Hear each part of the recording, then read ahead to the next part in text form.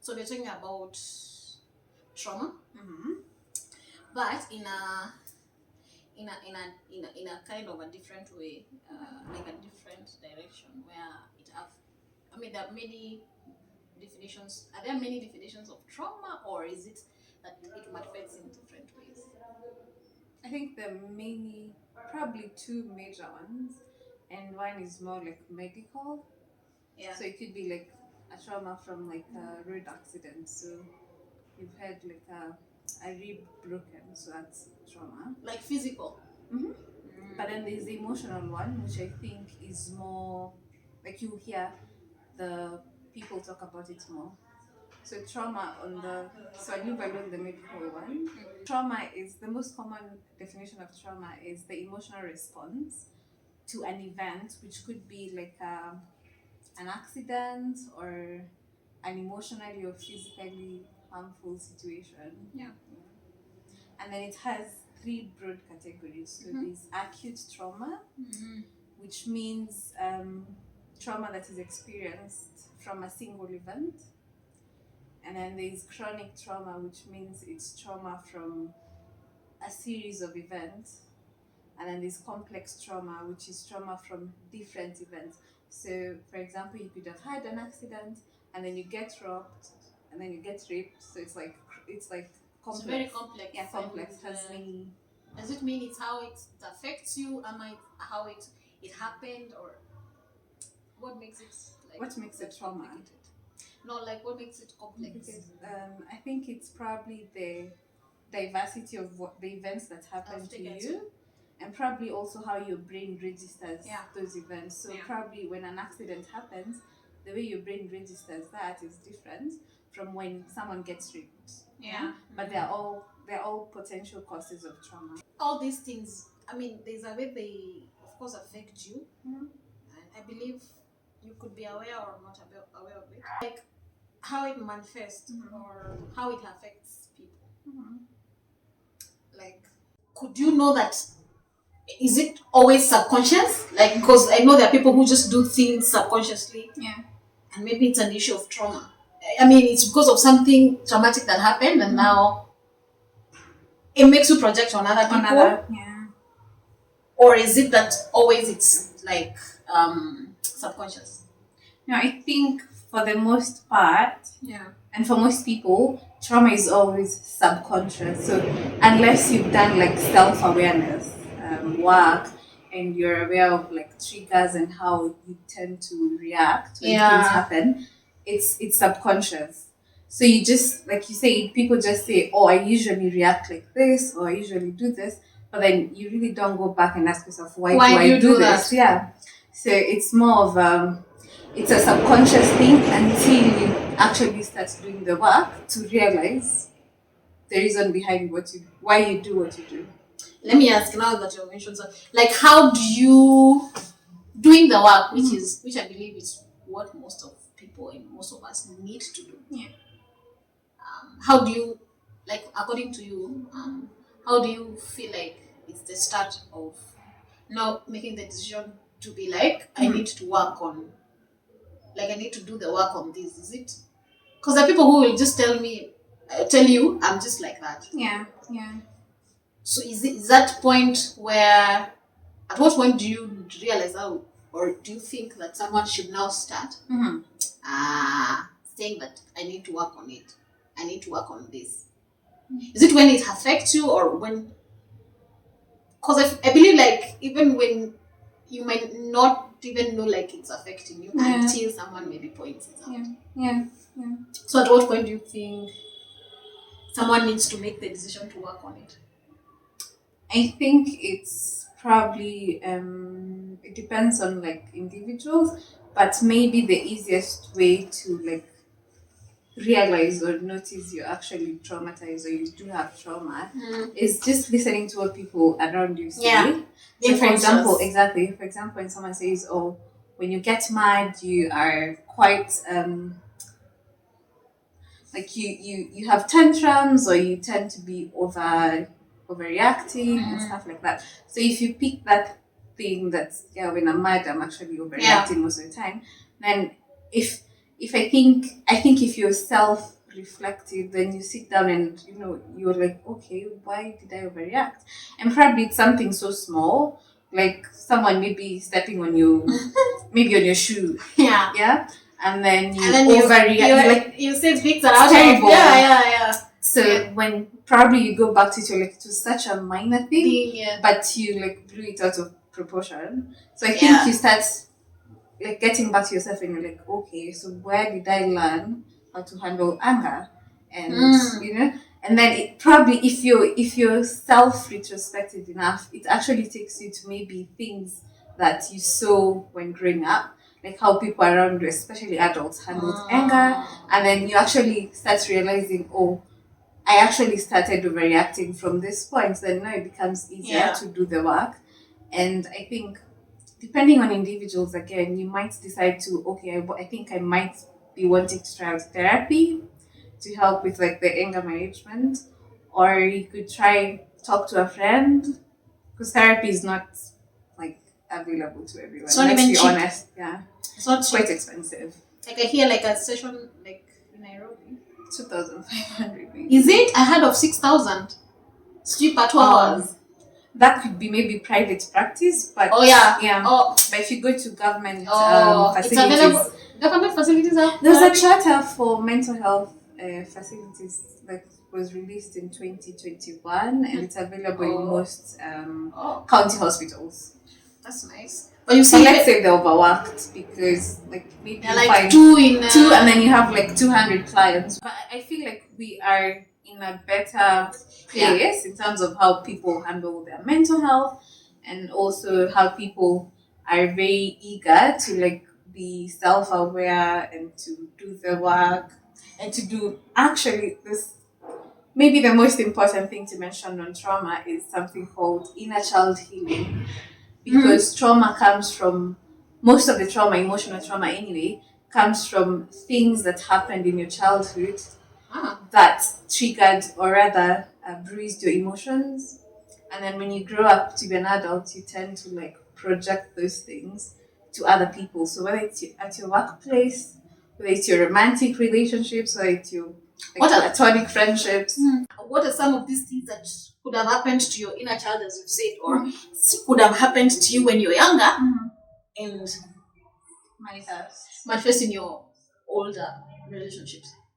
I think, for example, just from what I have gathered, so if, let's say if you had a very critical parent, so they're always like, wewe ufanyangi hivi, Yeah. mbona ufanyangi hivi kama sister yako, Yeah. mbona kila wakati, so they're very like critical. So you actually develop an inner critic.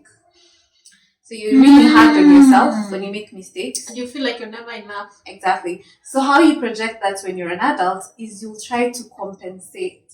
So because if you're being critiqued all the time, you will try to act nice, but someone doesn't. Like someone just loves you for who you are. You get. So once you become an adult, you start people pleasing. So you'll do anything that you think will make the other person happy and like content with you, even though it means like self-sabotaging. So I might be, for example, let's say you're in a relationship, right, and you really want to follow a certain thing, let's say like a new hobby, but then you have a partner who's like, oh, why are you exactly, so you will give up your hobbies, you'll give up your everything so that people like you, so that you're not critiqued. And then that actually leads to a very interesting conversation about attachment styles, because trauma then feeds attachment styles. And then, so you tend to you overcompensate for the things you never received as a child. So if you were never receiving praise or, affirmation, you will do anything in your adulthood to get it. Yeah. Which is really sad. But it's a reality. Yeah. I'm just stopping myself from sharing a personal story. But I think you have a point. Like, it's also things that were done or things that you lacked. Exactly. Yeah, it could be both ways. So it could be you are either critic so much and you lacked affirmation, so you go chasing for affirmation. It could be you were maybe not affirmed enough. Yes. Like no one like like what I wanted to share is for me, like no one, like I feel like growing up I didn't have much of affirmation, like in terms of love. I see you. Yeah. Doesn't have to be I love you. I see you. You're doing great. I love you, Nini. So growing up, or especially when I went to campus, it was so foreign because that's when I went like from village to to a big city. Yeah. It was often very foreign when someone said something like that. I was like, really? I don't. The way you were saying, I don't think. Are you just saying that just because you want something? Exactly. Because you don't believe you're enough. Because you've not grown up being told that. So I feel like it's very, as you're saying, it's very important even for people raising children, and for those who have children later, or even now. I mean, it can help even when you're older. Because now because now of experiencing that, I have. It was a struggle before, like I'm like, no, don't say that. Or I'm like, I don't think you're honestly telling me that I'm doing it well or you love me. I think is it something you want? Just take it and go. But you see, that's not it. Yeah. And also what that meant is any person that told me or affirmed me, I was very fast attached to them. Because I was like, this is so real. Oh, you think everyone, because you lacked it, so you feel like everyone else doesn't think you're. Yeah. So when you find one person, you better hold on to them. Yeah. Like your life depends on that. Like, you actually raised a very important point that I think sometimes when children are growing up, they are made to like work hard for things they should not.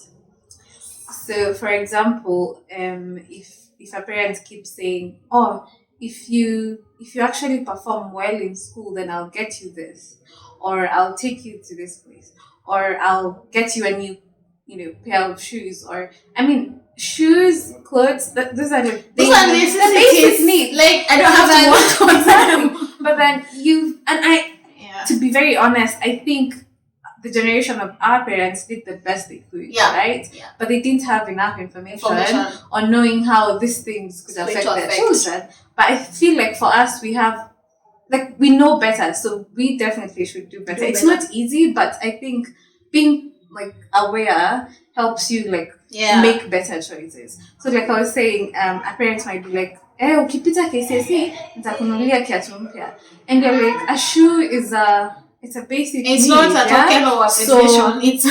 So now you find that people now overwork themselves to get things that are very basic. Yeah. So like now in an adult now form, as a child who was made to work for basic things, you will be finding yourself doing the most to get honesty out of a partner, to get trust out of a partner, to get the love that you deserve in a relationship. So it's just like. And maybe when you get it without having work, you're like, you reject it. It's too good to be true. Sometimes it might be, but then I think that conditioning of anything that is free, that is, is full, that is, it overwhelms you because you're not used to getting this, like the basic things for free. You're used to working hard for them. So, and I think that's where the term struggle love comes from. Yeah. Sometimes people feel like if I don't struggle to like be in love, then am I really in love? Am I loved? Am I cared for? So it's just you have to do things so that to get like whatever basic thing you need as an adult. It becomes transactional. Yeah. And now you're unable to accept even compliments. Mm-hmm. The people who don't. Thank you. That's another. I strongly feel we are not used to being told, "Oh, you're really great at what you do." So when someone says it, you're like, you brush it off like, "Yeah, najaribu tu," But like, no, honey, you're doing well. And sometimes you don't have to wait for everyone else to like clap for you. No, do it for yourself. Yes. Like, give yourself flowers while you're still here, and give others their flowers while they're still here. But I think it also, I feel like it's a whole, and we can talk about all these things a lot, but because it's big. I mean, I feel like all these manifestations they apply in so many wide areas of our lives. Yeah. But as you were saying, like, then it even affects relationships. Because whether it's me or the other person, we are both not used to receiving a compliment or giving flowers, as you're saying. So, like, even if you have the purest of relationships, especially with an opposite gender, so you're like, "Hey, man, you're doing well." It's like, chick, is it? Do you want me? Do you? Yeah, exactly. I mean, just say it. But honestly, no. I'm just like, we just need to get used to receiving compliments and accepting actually. True. And being comfortable with it. And you know, people actually will find it weird when I tell you, like for instance, I like your shop. People will like, no, I just bought it in toy. I know. Yeah, tell me a 50 bob. It's nice whether it's 1,000 bob. And also the funny thing is, which myself I've taught myself, like if you tell me, I'll be like, yeah, it's nice. I think we used to have a chick in campus. You would tell her, I don't know whether she knew what she was doing, but she was really consciously taking compliments. Well, like I can't mention her, but you would tell her like, you have nice earrings, or I like your earrings. Like, yeah, I like them too. Which that's how it should be. Don't be actually kujaribu to, like if I see you with something like you've bought, or like someone has bought a whole house, like no, kujaribu chick. Just say yes, thank you. I know. I mean, so also there's that of people not accepting, but also there's those people who get surprised when you accept something. It's like they're expecting you to water it down. Like it's humility. No. I think I have a very complicated relationship with the way we view the word humility. Yeah. Because humility, the way people. What do you mean here? Like in society. Yeah. In the society. I feel like it's more of, people think like the more quiet you are about your life or your achievements, the more humble you are. But in essence, not really. And sometimes I feel like people downplay their achievements a lot to make other people comfortable. And I think I saw a quote about like, I am done squeezing myself and acting small to make other people comfortable. If you want to choke. I'm not saying for people to choke, but then people should make room for others to actually enjoy. Exactly. And to enjoy their growth and to celebrate it. And it doesn't have to be like, oh, you keep, like for example, if someone just graduated from high school and then they went to campus and graduated from campus, those are two different milestones, right? Yeah. And they should be able to celebrate each and every one of them. But then when we make it like, oh, it's nothing, it's just campus. I mean, yeah, especially if someone wants to celebrate. For it. Yeah. Or even a job, or even a child. I don't know, marriage, anything, or a job, or a promotion, or a promotion, or even coming from a bad mental health state into a very like stable state. That's something celebrated. And I feel like the society like wants to, what are you dumb? You're like, no, that's not anything. You should not celebrate it. Yeah, it's just amazing how so much can branch just from one messed up thing. Like the way we were saying something, how you're raised and how you don't experience something in the family, and then it's a whole ball of things. Like it has like a ripple effect on so many, on you, on people, on relationship, on how you make other people actually even relate with you, even at work. It's just because as you project it back, then you don't know what that does to that person. Yeah, true.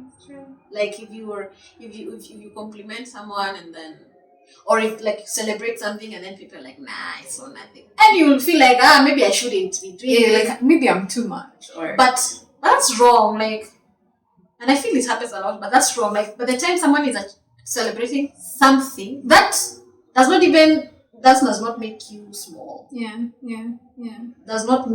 They're not showing off. Thank you. It's not a show off. If someone is celebrating something they've worked really hard on, it's been like a journey of sweat, blood, and tears.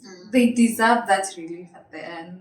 And sometimes people don't even know where someone has been. True. So when you see someone really dancing in their gown, be like, nah, I went there, I was in campus, it's really nothing. What course did you ask? It's not even engineering. Like, you don't know really what that person has, and it doesn't really matter to you, especially to water it down. And my celebration should not, like if I light my own candle, doesn't mean that yours has gone off. No, if anything, if I light my candle, you light your candle, the other person lights a candle, the room is way brighter. But if I only have my candle on, it's like almost pitch dark. So the question should be, Why would I want to have just my candle on? Why don't we all have our candles on? And It will keep us allow. warm. And then it will also make the room like way lighter. So it's just like the more you celebrate yourself and others, the better you make our Yeah. society. Yeah. And I know we can talk a lot about where this trauma comes in and how it affects our life, because I feel like there is a million of all these things. But I think one thing because again, even for us, we are not at it there. It's a journey of continually. So I just continually discovering, continually learning and knowing yourself and all these things and triggers and all things. But I want to admit that there. I think I will go back to the question of what do you need to do as a person to maybe retrospect and see where you are at, either for you to learn this or unlearn these things for you, or for even people around you. It's been a journey of knowing. And admittedly, for me, I don't know about your circles and you've interacted with a different community, set of people. But at least for me, I know there's a lot of, especially in Kenya, like a lot of people they don't even know what's ailing them in the people they're ailing. Yeah. They don't know that they're projecting things. Like you can look at someone and be like, you need to heal. I don't know what you need to heal, but you need to heal. Yeah. And you can differentiate between someone who needs and someone who is on a journey. That's very true. So my question is, where do you, how can we help such a person? Because I also feel like there's a lot of also your own initiative. Yeah. But I wanted to say, for me, like it's the information I interacted with, and I was like, oh really? That's me. I need to. Oh, there's trauma. There's all this. How it manifests. So, where do you think someone needs to start in the journey? Because it's a whole journey. I would say probably the most. I don't know. It could be the most effective or not, but I think the place where you will sort of start that healing journey is having to look back at your childhood, because most of what we project in adulthood is things that have happened in our childhood. The inner child. So thank you. So you actually need to go back to your inner child, do the inner child healing, and how you do that, from what I've read, is look at how you were parented. And I think I want to say at this point that how you grew up or how you were brought up is not, well, no matter how good or bad, was not a choice you made. Yes. And if it was a bad upbringing, it was not your fault. Yes. So I am not here to shame anyone, but it's also not an excuse. It's also exactly. It's not an excuse to keep living the way that you were brought up, and it's also your responsibility to do your own healing. Yes. And you may actually discover when you start looking at your childhood, you might have what do you call them? Like very hard moments facing reality. Yeah. So you have situations where you stop, not completely stop, but then you look at your parents not just as your mom and your dad, but as adults who made choices that may have hurt you or that may have led to you, adopting certain behaviors. And I think that's the hardest. And I remember when I went to therapy, my therapist said to me that the hardest thing to do is to take your parents as adults who are capable of, whether consciously or subconsciously harming you and there are others, like, what do you call them, like descendants. So when you start looking at, okay, they might have made a mistake, yes, but I think now that I know better, I'm able to heal from that. And sometimes some have to go through like a very long healing and forgiving process, because for some it could be things like, we're not oblivious to the fact that there are people who are probably assaulted by their parents. So for them, it could be a very, very complex journey. Complicated. Yeah. Actually, some may not even want to go there. Thank you. So they actually live in a place of disconnect. So they'd rather never go into it. So they pretend that part of their life never happened, and then they just move along life with like they're more on like autopilot mode, yeah. So they never like they. It's so hard for them to go back there. But I feel like for every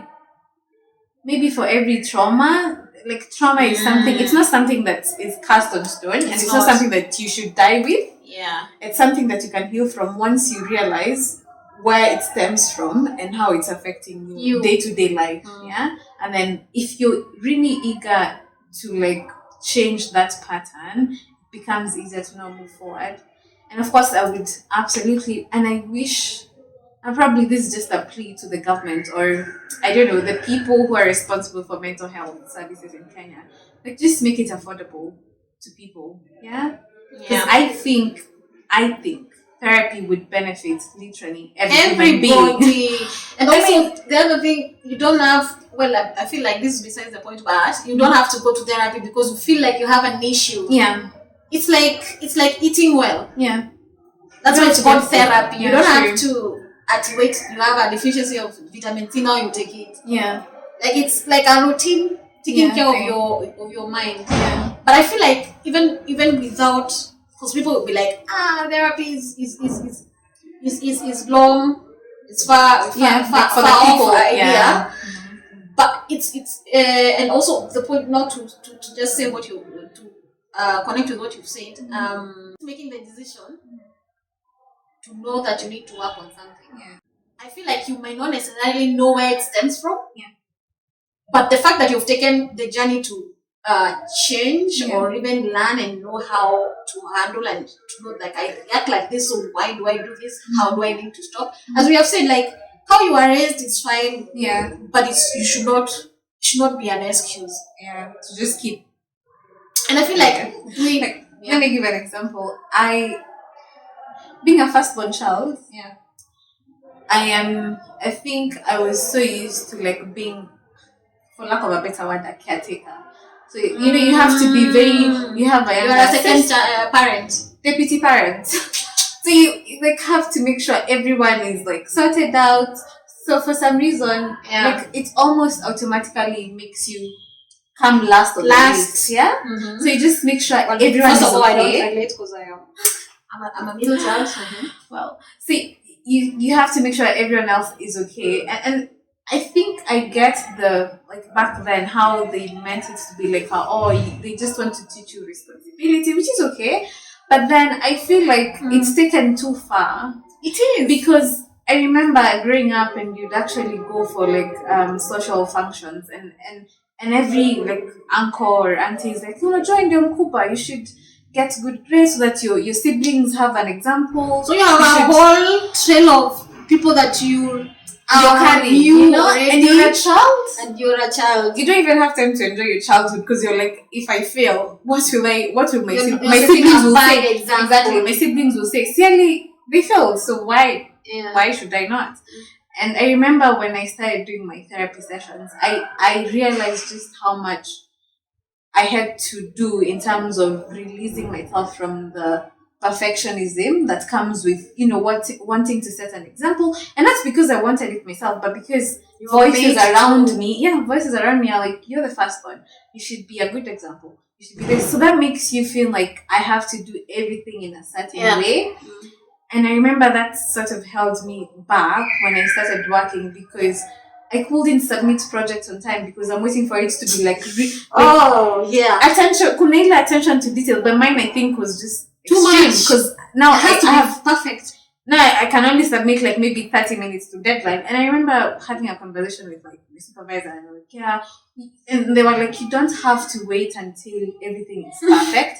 Just send whatever draft you have. We will peer review it, and then you can work on it. And I was like, it's actually that's easy, I don't have to burden myself with like, things have to be in a certain way. So that's something that I realized, like one, actually perfectionism is sort of a trauma response, because people have they over expect things from you which you can't deliver for whatever reason. I mean, I was only a child. I can't be like a role model as a child. You don't know how to be an adult, and yet you're being told to do things to be adult. Exactly. So that's one thing for me I felt like I had to deal with. And knowing how, like the triggers for me are when I start feeling like, oh, it's not as perfect as I want it to be, or maybe if I send it, I'll be told it's not as perfect. But so that those are the things like the mind just automatically takes you to that point of you have to make sure be exactly. But when I feel that, then I know that's the like the automatic voices. response exactly. But now because I know better and I have better tools from therapy, then I'll be like, no, I actually don't have to be perfect. This is what I have for now. I'll send it as it is. When I receive feedback, I'll work on it. As you're saying, find out why this is happening and actually deal with it, Yeah. so that it doesn't continue to affect you. Yeah. I feel like thirdly also, like, things that people can do is, apart from, as in, I was watching a video the other day on Over 25. They were talking about some of the things that no longer serve you as an adult. Yeah. Like, you can't keep saying, at its I mean, that's how I was raised, I am just like that. So, and also there's so much access to info. Yeah.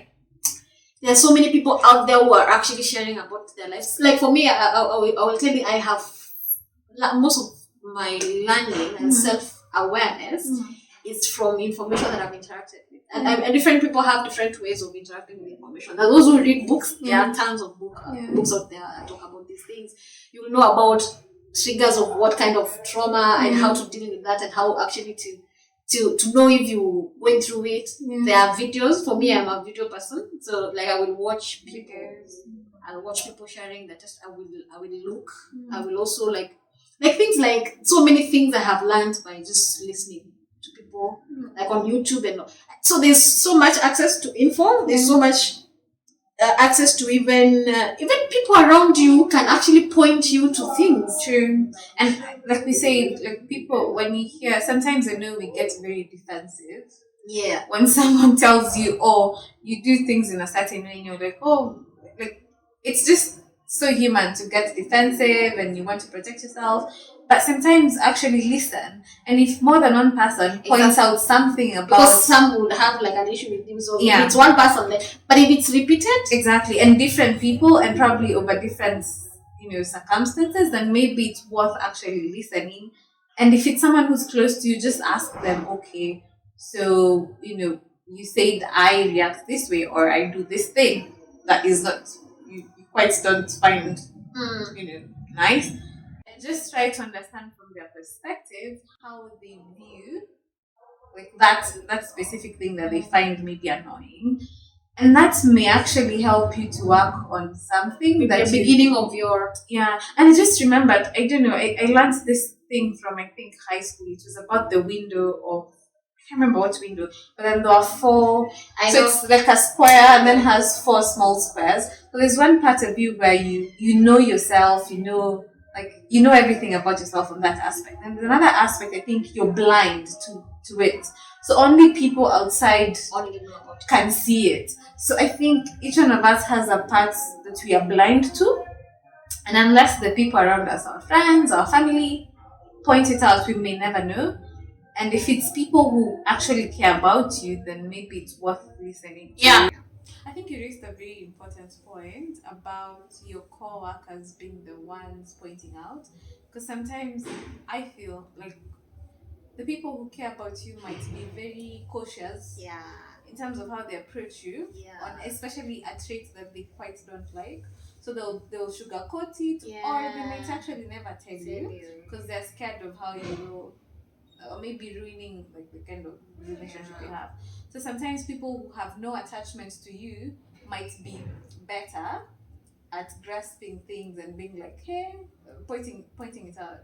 Those things that are just so, hey, nakwani and for them they're not like Kati, I'm trying to like sugarcoat. They're like, hey, na mbona nini una react hivyo, I mean actually, kama hizo, they'll say it, and I also feel like probably that's why friends and like your, I don't know, your friends, your family, your lovers cannot make nice therapists for you. they can't, because they'll always give a biased opinion, or they don't want to hurt your feelings. Exactly.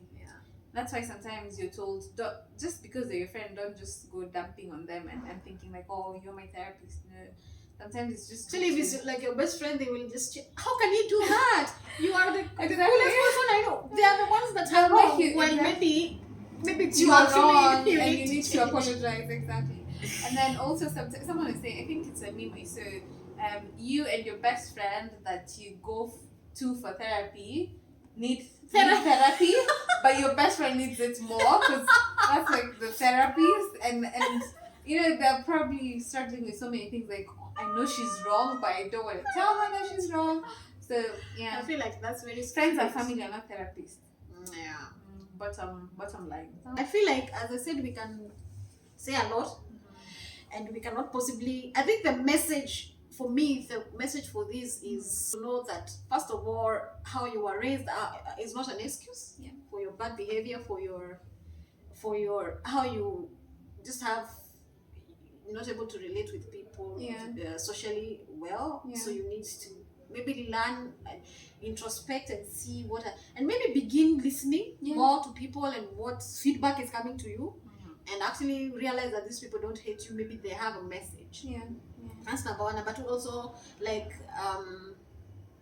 being aware that trauma exists, and most of it actually is not your fault. It's not at all.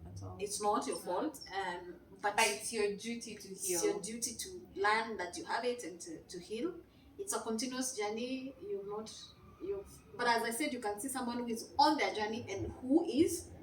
Because if someone it's on their journey, if it's an issue that I'm working on, like if you're on a journey, you'll be very quick to if someone points it out, very quick to apologize, or very quick to just know, oh, I'm sorry I did that. Like, I'm sorry. Like, you're aware. But if you're not aware and you're not on a journey, maybe for instance, you just be defensive. Yeah. And I think this is just my opinion, but I think the aspect of being defensive actually tells you where trauma lies. Because sometimes, again, or things you need to work on. Yeah,